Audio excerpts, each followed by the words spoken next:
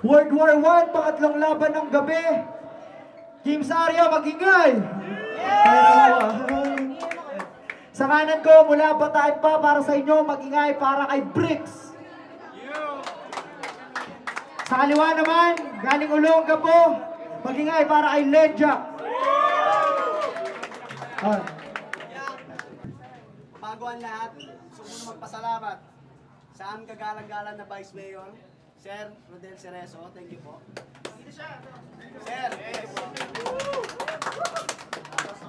At dahil graduation mo ngayon, ito diploma mo, tanggapin mo ng buong puso. Kunin mo, pag di mo kinuha, wala kang uso. Ayaw mong kunin, ayaw mong pahiya.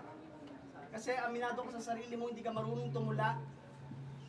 Sinungaling ang magsabing nagsasabi ka ng totoo. Sa salitang Bano, tanggalin yung B. Lalabas yung pinagmulan nito. Ano? Bataan. At ang matitira, sa salitang Bano, pag tinanggal niyo yung B, ano? Yan ang magiging tanong ninyo. Dahil wag nyo nalagyan ng meaning, isa lang kahulugan ng ano. Ang nagwagi, Olonga po. Saksak mo sa utak mo. Hindi mo nagigets kasi wala kang mind. Pangit ang mukha mo, tago yung kamay. Naparito ka para magsinungaling. Magmatalino ka man, tanga ka pa rin. Kasi may nag-iisang tanga rito. Ikaw yun, wala nang iba. Huwag ka na maghanap. Ikaw lang yung tanga.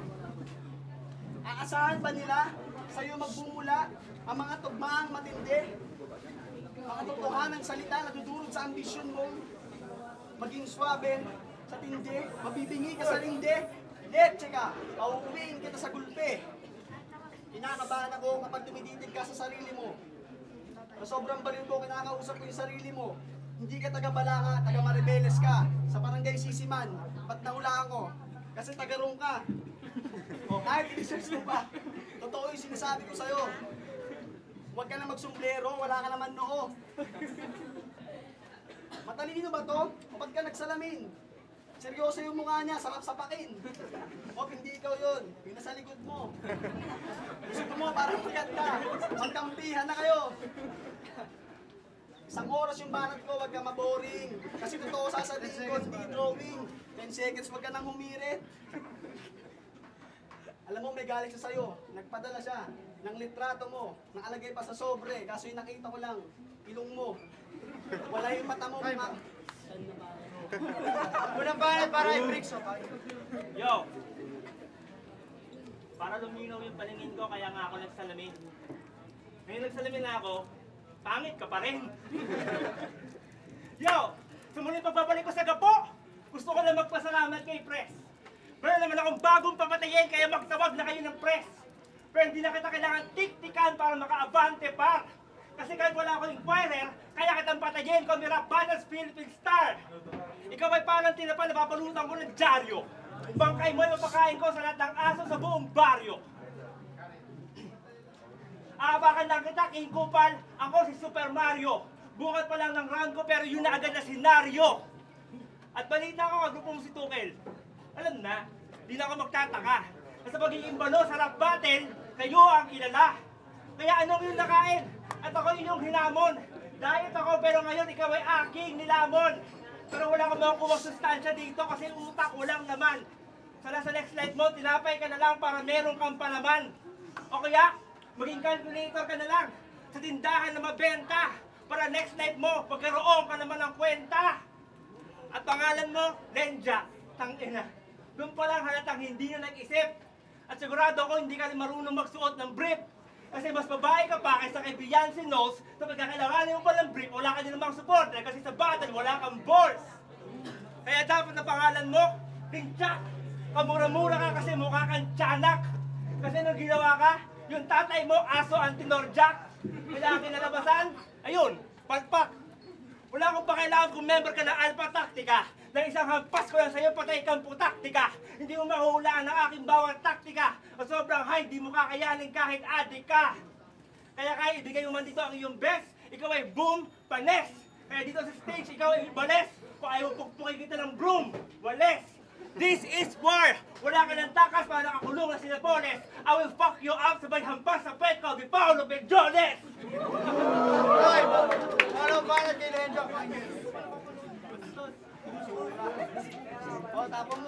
Okay mo. Ano pinagsasabi mo? Sa tingin mo, maluloko mo kami? Pangit mo tignan, para ka nag-badminton kagabi. Pag natutulog ka, lahat kayo magkakatabi. O sige, uwi na kayo, dito lang kami. Bataan, sinong adik sa atin? Sa inyo nanggaling ang salitang bataan. Ibig sabihin talaga, nung unang panahon, ang salitang yan, batakan.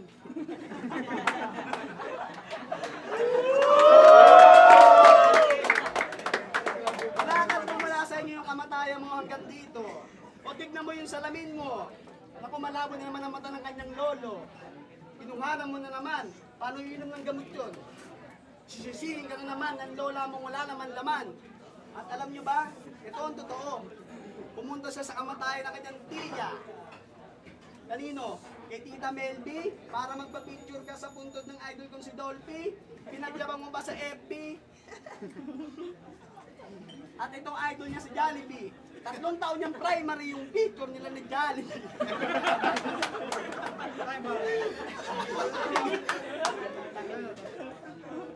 Alam mo ba kay Bricks? Ikaw tumahimik ka na. Isa ka lang wannabe. Eh, ano magagawa ko? Ilab ko si Jollibee. Sa totoo lang, hindi ko na kailangan i-search ka sa net. Kasi picture mo agad yung lumalabas pag dinatype ko yung salitang pangit. Kaya na ako bumatin na hindi tumitingin sa FB ng kalaban para sugatan. Dahil alam ko naman kaya-kaya kita kahit di na kita sulatan. At no need na rin na ako'y magmalalim parang balakid. Dahil kaya-kaya ko naman depensahan ng yung mga barakid. Malulunod ka sa akin dahil gumamit ka pa ng snorkel. Lahat ng verse ko malakas pa sa sirena, and I'm not talking about Jezebel. At ang kapal mo, masyado ka mapapel. Pagkatapos na sulatan, pupunitin kita dito sa battle. August 23, Olongapo City, ito na ang fight night. I'll put a marker, madaling tandaan ang crowd linya ko dahil yun ang huma-highlight. Kaya kahit gabi ngayon, I'll take you back to school. Gumawa ka lang ng kanta, huwag ka lang bumata to look like you're cool. Binigyan kita ng perfect round, higit pa sa ginamitan ng compass, ikaw ay bagong dagdag sa aking hit list. Mga linya mo walang pasok, walang class, kaya you're dismissed. Mayabang pa yan, sabi niya. Kailangan daw niya gumawa ng impact, gago ka. Pero tama ka naman kasi kitang-kita naman sa'yo na impacto ka. Muli, Pres Nico, salamat sa laban na iyong inalok. No mas sa akin itong season na to, katulad kong panabong na manok. Kaya, speaking of manok, nagtatrabaho pala sa KFC ito. Original recipe ko ang ginamit para tataling ka ng hot and crispy lines. Hot shots every round, delivery ko is swak every time. Turugan sa gapo, eto na, I'll take you out, ako ang crusher. I order in KFC like a boss, you can call me disaster. Muling banat kay Lenjo. Mga tol, alam ko naman lutuan to, kaya hindi ko na kailangan pa magsulat. Dahil ang plano talaga ni Nico, lahat kayo, bigyan kayo ng pamagat. Kasi gusto niya rin maging alamat. Kaso nga lang ito, malas mo, hindi ka magiging alamat. Pwede ka sa labat. Ikaw ay malaking duya. Sino ka ba? Gusto mo dibdibang ka na sa likod? Huwag kang tumawa. Isa ka lang din sa mga manonood. Concert ko ngayon, hindi natin laban to. Feeling mo? O ngayon, pagyabang mo sa nanay mo, pag uwi mo, magtatalong ka. Sabi mo, 1-0 na. Pero, ang nanalo, hindi ikaw. Ako, tanga. Panlang mo kayo, papirapir pa, kala mo, totoo. Magpakatotoo ka sa sarili mo. Ikaw ang lihiti mong kikay.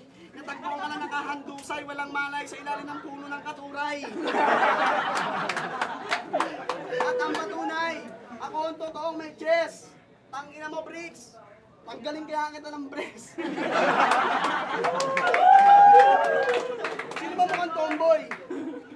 Gago ka, huwag ako, mukhang homeboy. Huwag ka magmatapang, kasi yung mga banat mo, payabang, matabang. Walang timpla, yung relo mo, kinuha mo, nakita ko sa nagtitinda, tangina ka, soli mo na. Huwag mo tanggalin yung bibig mo, nakakatawa ka. Oo, nakakatawa ka. Yung hininga mo, amoy paa, nakakatawa ka. Gusto mo dura ko yung mukha mo? Kung baliktad yung tubo ng ilong mo kapag mulan, nulod ka. Maswerte. 10 seconds, ang bilis ng akin.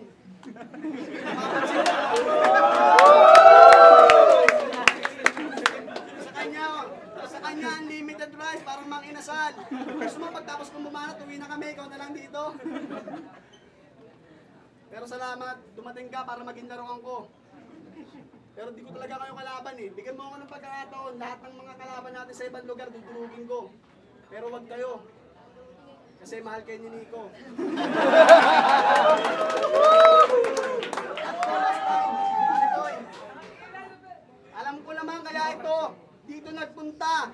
Mamaya pagtapos ng event na to, sasabihin ni Nico yung engagement nila. Magpo-propose na siya. Dapat matuwa ka na. Ihanda mo na yung daliri sa paa mo. Kasi gusto ko yung pet niya. Libanat para kay Bricks, pakinggan o. Lenjack, Yes? alam mo tuwing binabagit ko yung pangalan mo, okay natatawa men. Total bakla ka naman, baliktarin mo na lang, gawin mo Jacqueline. Oo, Jacqueline, hindi ko si Jose, kaya huwag ka magpakabayani dito. Patayin ka sa tuklan ng verses ko, Malagalema, kasi undefeated to. Pero in fairness, nakigo ko yung kanta mo. Pero hindi ko tinapos. Kasi simula pa lang, Jologs na, tapos si Tukel pa sa chorus. Kaya lahat ng niyong pagod sa pagsusulat, no use. Huwag ka na kasi magdidikit kay Tukel para magkaroon ka ng views. Ginawa ko yung batas ng gapo. Ikaw yung public enemy number 1, pinatay ko ng daga, kaya 10 piso kung akin na po. Kaya Mr. Lenjack Jurado, magpaalam ka na isusunod na kita kay Sado, dahil ako ay sigurado, sa laban na to, ikaw ang baldado, at ang pinto ng flip-top sa'yo ay sarado, at nasa akin ang susi ng kandado. Sa battle na to, ikaw ang baldado, walang magagawa yung pagiging Jurado. At kung sasabihin mong mataba ako, nagkakamali ka. Nagkakamali ka, sir.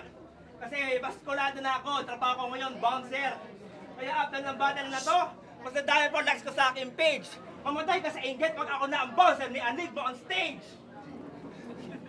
At sigurado, baka sabihin mong matanda ako. Kasi yung apelido ko, Basilio. You know I'm crazy mixed with maniacal flow. Kaya magbigay galang ka sa lolo mo. Kung hindi, pupugutan kita. Pupugutan kita, inyong nakikita ang pugot na ulo ng apo. At real talk, si Bogchik ang kinalabasan nung sinubukan mo mag-makeup transformation. Mukhang bangay! Pinatay ko na to, libing mo na, Nico. Ikaw nang bahala sa transportation.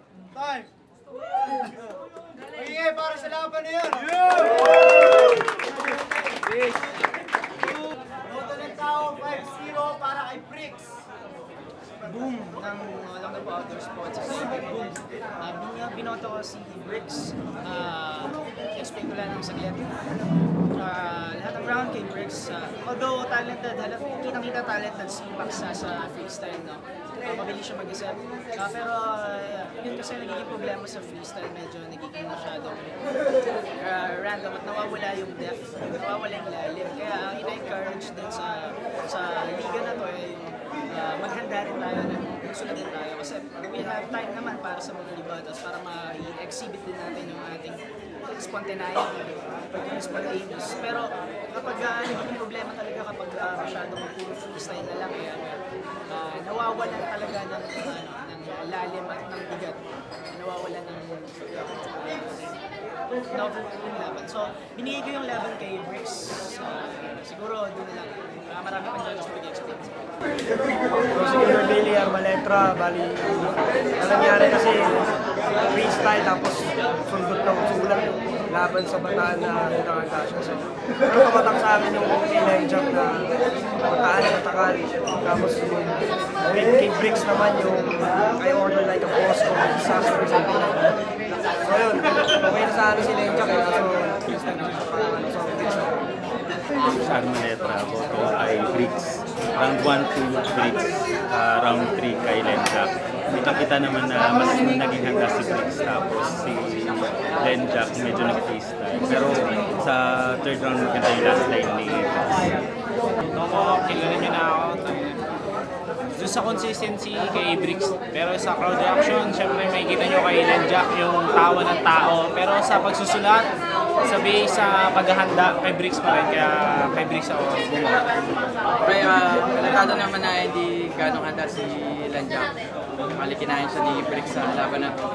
Pero makakapag-practice na sana si Lanjak, okay. Pero si Bricks talaga malakas yung hatak ng mga simulat niya na linya para kay Lanjak. Ready. So, moto ko para kay Bricks.